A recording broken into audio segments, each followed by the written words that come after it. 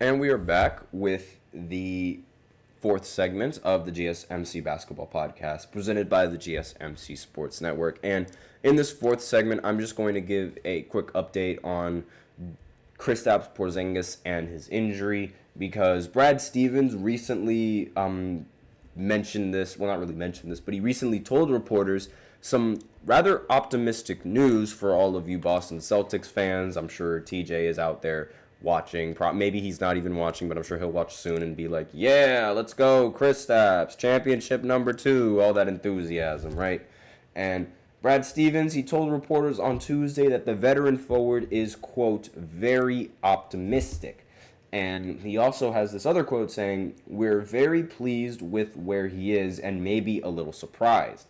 Stevens declined to offer a timeline for when Porzingis is expected to be back, however. So, no idea if this is sort of like Brad Stevens' way of catfishing, and all of these guys sort of expecting like, oh no, he'll be fine, and like later down the road it might end up backfiring. But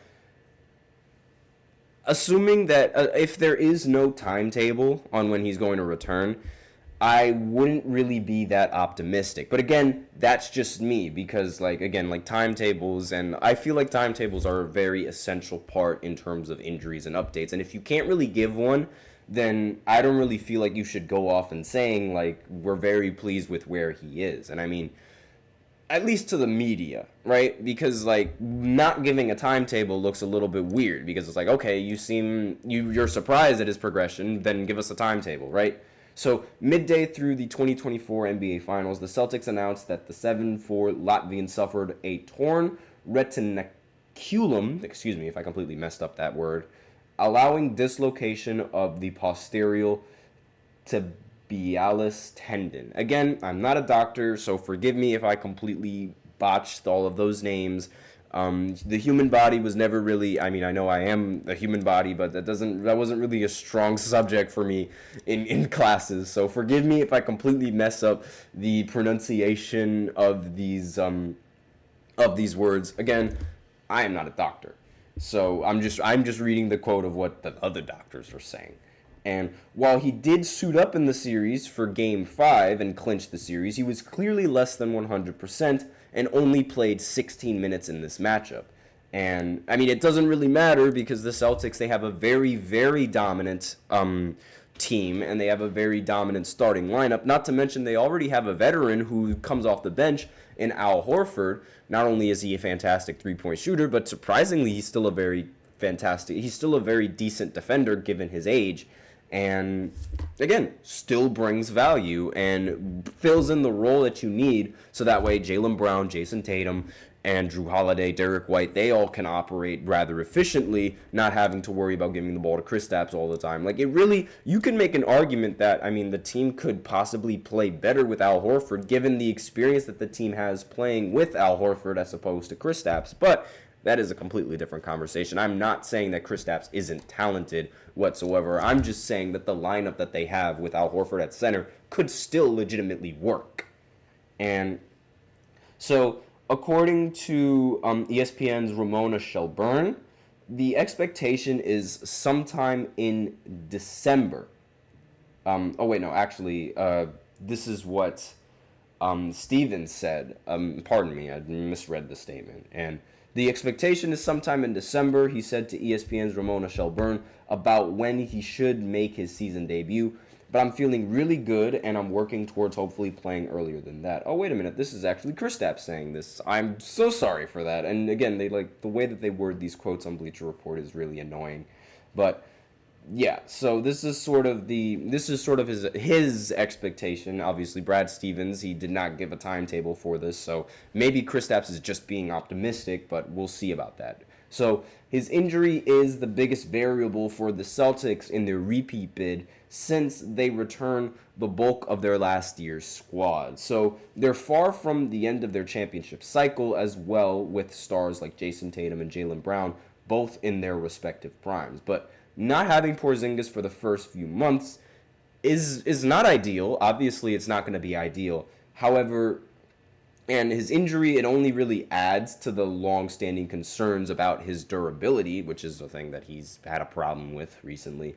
And But at the end of the day, I mean, the Celtics roster is still a very strong roster, like how I said before. So I don't really feel like the loss of Kristaps is that detrimental. Again, that detrimental. Like, it shouldn't warrant for like a whole alarm around the city going around. Like, oh my God, the season's over, this, that, and the other. It doesn't warrant that. So I really, there's really no worry for the Celtics, honestly. And they're one of the lucky teams because they really don't have to worry for about a year or two more when they have to worry about contract negotiations and how expensive all of these players are most likely going to end up being towards the end of the season. I mean, Jason Tatum and Jaylen Brown, they're already making way too much money as it is. Like, they're making so much money from the Boston Celtics. And imagine adding more money onto that with the rest of the starting lineup, trying to even keep that starting lineup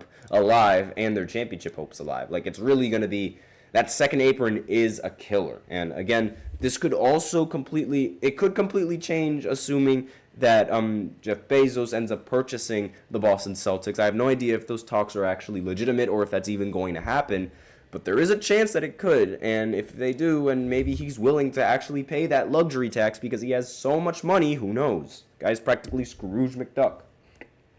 So, on a more positive note for reading the situation is that the 29-year-old is on track to come back with plenty of time to work himself back into game shape and get to his best ahead of the postseason. So that's one positive that you can look at for the Celtics. Like, during the regular season, they're most likely going to beat every single team. Not entirely sure how it's going to happen on opening night, though, because on Friday, October 4th, when the games legitimately start, the Boston Celtics are going to be playing against the Denver Nuggets. Now, if you guys remember from my previous segment, this was the team that Jason Tatum was most afraid of and thought could match up very well against his own team, the Boston Celtics.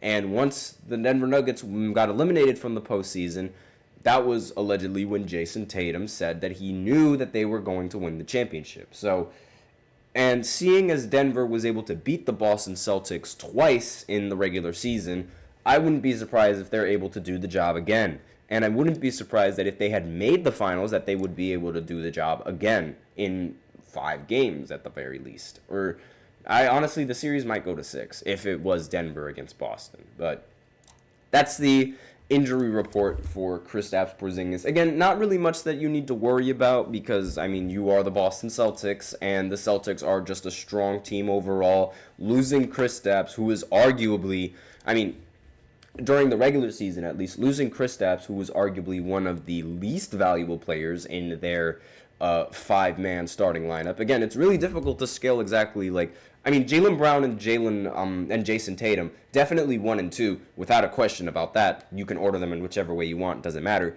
And then right below that is, in my opinion, Drew Holiday as the third option. Then it's between Derek White or Kristaps Porzingis. Really depends on the night. It's a toss-up, to be honest, and you can make the argument that it's Kristaps, given his scoring prowess and his reputation in the league.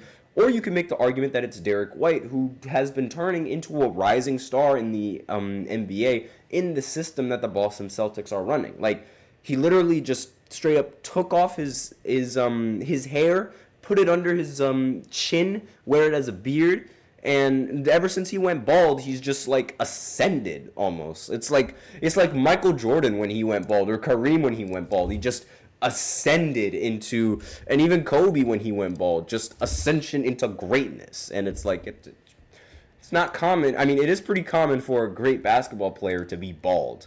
So just gonna throw that out there. Again, not a very big Derek White fan. I mean, he is a fantastic player. He has been a very vital piece to the team. I just thought it was, it's kind of funny how he turns bald and, grows a beard and then just out of nowhere just immediately just completely balls out and just plays phenomenally. I think it's rather funny. I mean, just the baldness just completely ascended him. Let me know it's kind of a crazy theory, but I mean, it's really odd how a lot of the good basketball players tend to be bald. But just a little topic right there. So next we're going to go ahead and go into the 5th segment, where we talk about, I spoiled it before, it was going to be about LeBron, and this is actually going to be about what Austin Reeves had to say about the bubble in 2020. Yes, we're going back to 2020. This is, like I said, it would probably ruffle some feathers, so I'll be right back after this short break. Be sure to stay tuned if you're a LeBron fan or if you're a LeBron hater and see what happens.